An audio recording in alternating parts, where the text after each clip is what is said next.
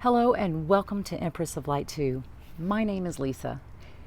In this video, I'm going to list some of the most common traits and characteristics of the covert narcissist. And deep down, as I've mentioned in other videos, all narcissists are covert. So for the purposes of this video, there's no reason for me to expand on all the different varieties of narcissists. I'm well aware of the categories. And there's plenty of people you can go to in order to study all the different kinds of narcissists, and why they're narcissists, whether or not they simply have narcissistic traits and narcissistic tendencies, but they cannot be diagnosed as actually having NPD, also known as narcissistic personality disorder. You can find plenty of self-aware narcissists giving advice. You can listen to them, although I do find it amusing that anyone would call themselves a narcissist while proclaiming to be self-aware. After all, the term self-aware narcissist is an oxymoron, plain and simple. You can also find plenty of people and social media platforms where you can argue semantics. Yeah, not here. You can find plenty of channels that welcome debates and arguments in the comment section. And you can find plenty of content creators who will engage in these debates. And you will get no judgment on that from me because I myself allowed all of that as I built this channel. However, as I have moved forward, something a narcissist cannot do, as I've moved forward from so much more than one little cowardly narcissist that I was once married to, forward from entire families of dysfunctional, unstable, and actual psychopaths, far beyond just narcissists, I no longer have the time. I don't have the inclination, nor do I have the motivation to engage in such mindless drama. Basically, I'm done with the narcissist. So with that being said, on to the covert narcissists and what they're all about.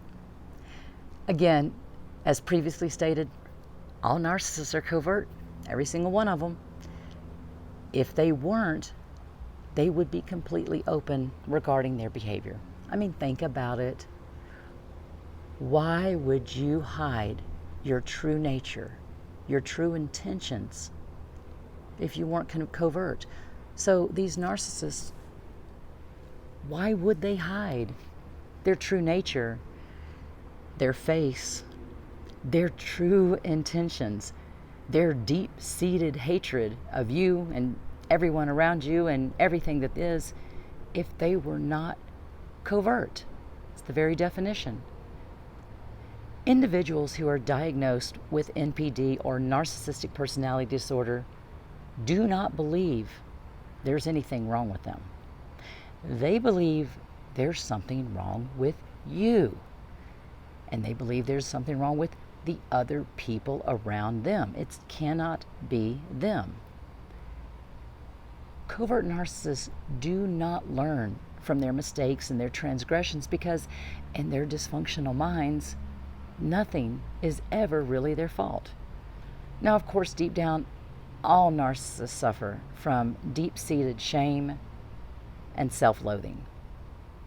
Deep down, they have this little teeny little fraction of just a glimmer of awareness that reminds them each and every day that they are unworthy of love.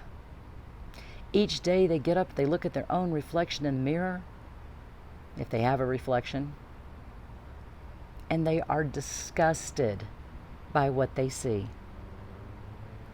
They are deeply wounded, completely dysfunctional individuals, to say the very least.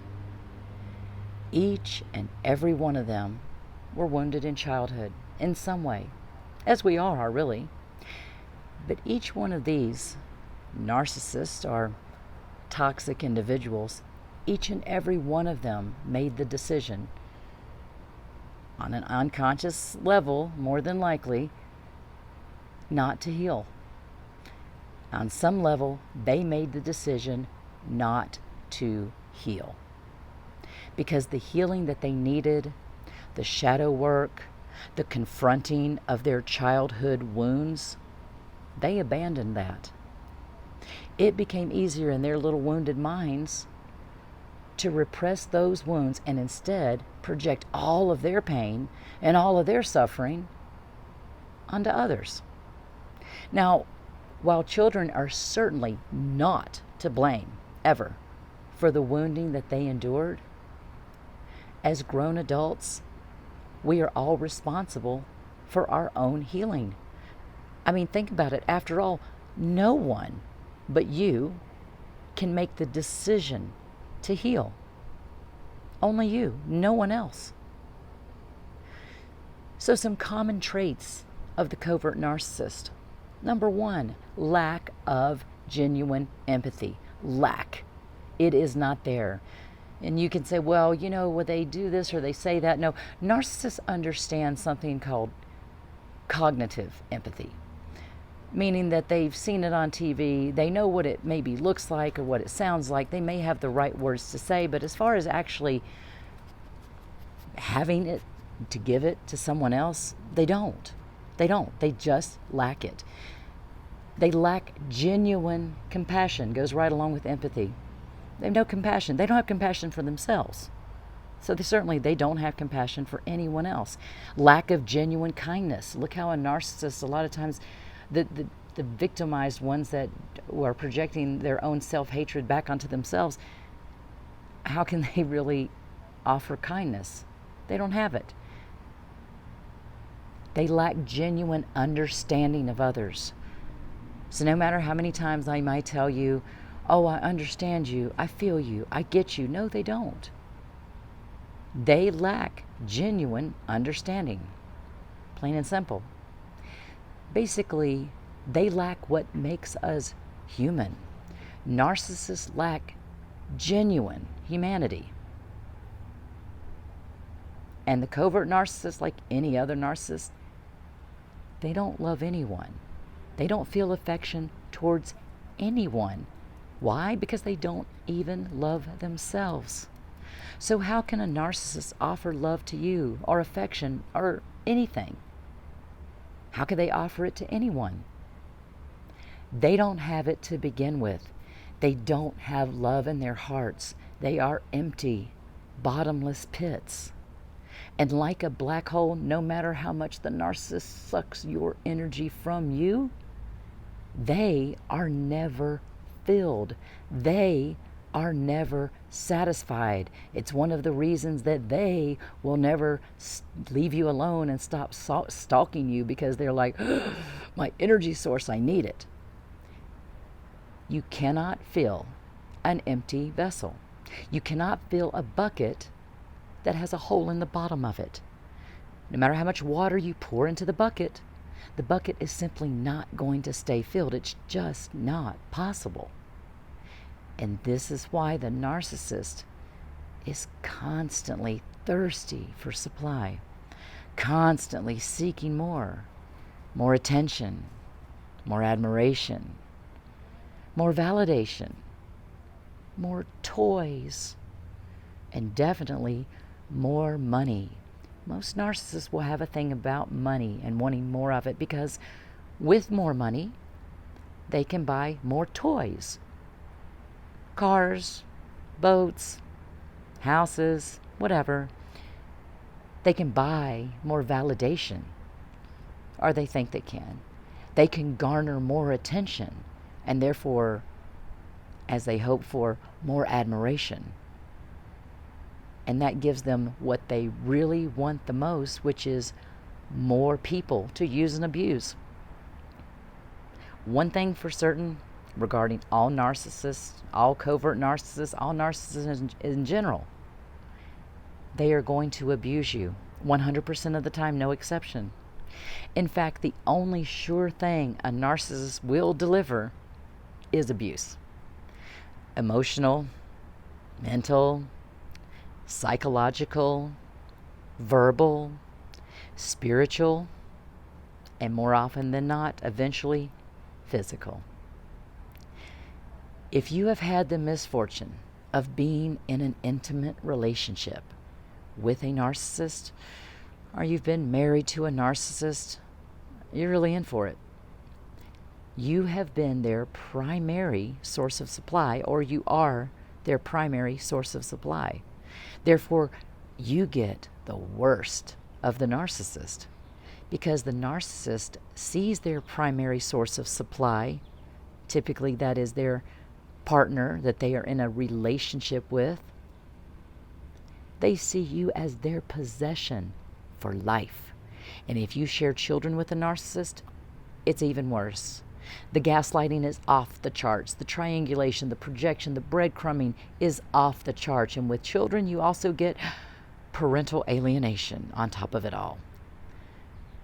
So the narcissist in the relationship with you, in this example, intimate relationship, they will mirror you. They're going to love bomb you. And once they have reeled you in, it's all about devaluation, invalidation, gaslighting, blame shifting, deflection, and of course, revision of history. Then all of that is going to be, as soon as you go, I don't know, I kind of think I have enough of this, that's when it's going to be followed by breadcrumbing, which is throwing just a little affection your way, just enough to reel you back into their web, and then the cycle repeats over and over and over again. Love bombing is abuse, plain and simple. It's just the start of the cycle. And over time, that love bombing period gets much shorter. The periods of abusive behavior get longer. And then love bombing, which might have been phenomenal in the beginning, becomes just little scraps of affection here and there. That's how it gets called breadcrumbing. And you, as the unfortunate recipient of all of this, has become accustomed to this cycle. You become trauma bonded. It's often that's referred to, the trauma bond is referred to as the Stockholm syndrome of the mind. The gaslighting, the blame shifting, the projection, the deflection, all of this creates what is known as cognitive dissonance in your brain. Therefore, you literally become addicted to the narcissist. Just like an animal that's been traumatized, you become accustomed to the treatment that you receive from that narcissist. It's the height of evil, plain and simple. And the only way you are ever going to heal and recover is to get away from these toxic demons. That's it. Go no contact. If you share minor children, go limited contact. You can communicate through one of the parenting apps provided by the court system. Now keep in mind, I am creating this video in the USA. Laws in other countries vary, but the bottom line is this. You can make every excuse possible for why you simply cannot go no contact with the narcissist. If you want to argue for your limitations and remain a victim, this channel is not for you. If you want to understand the narcissist in your life and you want to sympathize with their painful past, whether that's real or imagined, because narcissists are pathological liars, so you can't really count on them to be truthful about their past or anything. No matter. If you are determined to make it work, to stick it out for the sake of your marriage, or because of children, or because you feel sorry for the narcissist, or because you're afraid you can't make it on your own, I can't help you. In fact, no one can help you. You can go to therapy. You can talk about the narcissist and how terrible they're treating you. And you can do that for years and years. Or you can glow up and you can be done with the narcissist and with the toxicity once and for all. If you're ready to be done, if you're ready to stop attracting narcissists and toxic individuals into your life in the first place, if you're ready to remember who you really are, then you've found your family. Congratulations and welcome. Blessings to each and every one of you listening to this right now or at any time in the future. Thank you for your presence here and may you be abundantly blessed today and every day.